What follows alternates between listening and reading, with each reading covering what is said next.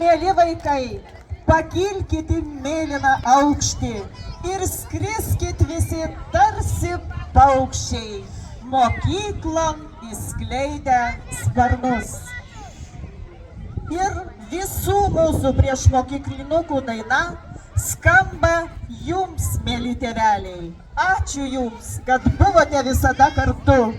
Kartu su vaikais mūsų šaunieji meninio ugdymo muzikos mokytojai Živilė, Gražina ir Aurimas. Priešmokyklinukų daina tėveliams.